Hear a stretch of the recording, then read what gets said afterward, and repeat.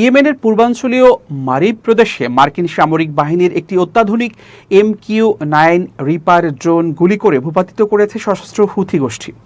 সোমবার স্থানীয় বাসিন্দা ও দেশটির গণমাধ্যমের বরাতে এই তথ্য নিশ্চিত করেছে আনাদুলু এজেন্সি।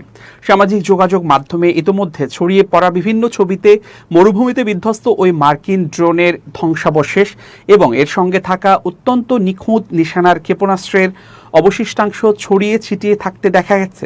তবে এই বিমান ভূপাতিত করার ঘটনার বিষয়ে এখন পর্যন্ত হুথি গোষ্ঠী বা মার্কিন সামরিক কমান্ডের পক্ষ থেকে আনুষ্ঠানিক কোনো মন্তব্য বা বিবৃতি দেওয়া হয়নি। স্থানীয় প্রত্যক্ষদর্শীরা জানিয়েছেন, মারিব শহরের আকাশে তারা আচমকা বিকট বিস্ফোরণের শব্দ শুনতে পান।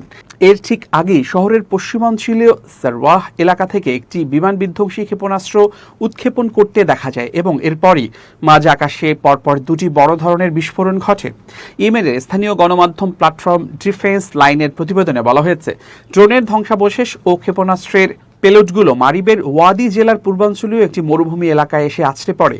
ডিফেন্স লাইনের সামরিক বিশ্লেষকরা সামাজিক যোগাযোগ মাধ্যমে ছড়িয়ে পড়া ছবিগুলো পরীক্ষা করে জানিয়েছেন, ড্রোনের ধ্বংসাবশেষের সঙ্গে অন্তত দুটি AGM-114 আর 9X, যা আন্তর্জাতিকভাবে নিনজা মিসাইল নামে পরিচিত, তার অবশিষ্টাংশ পাওয়া গেছে।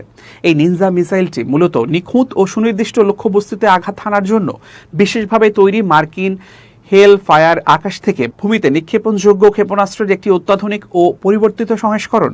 প্রাপ্ত ধ্বংসাবশেষের ধরন দেখে সামরিক বিশেষজ্ঞরা নিশ্চিত করেছেন যে ভূপাতিত হওয়া এই চালকবিহীন বিমানটি যুক্তরাষ্ট্রের নৌ বা বিমান বাহিনীর অত্যন্ত ব্যয়বহুল একটি MQ-9 রিপার ড্রোন। উল্লেখ্য, মার্কিন যুক্তরাষ্ট্র সাধারণত ইয়েমেনে তাদের বিভিন্ন ধরনের কাউন্টার টেররিজম বা সন্ত্রাস বিরোধী অভিযান এবং কৌশলগত নজরদারি কার্যক্রম পরিচালনার জন্য এই বিশেষ ড্রোনটি ব্যবহার করে থাকে।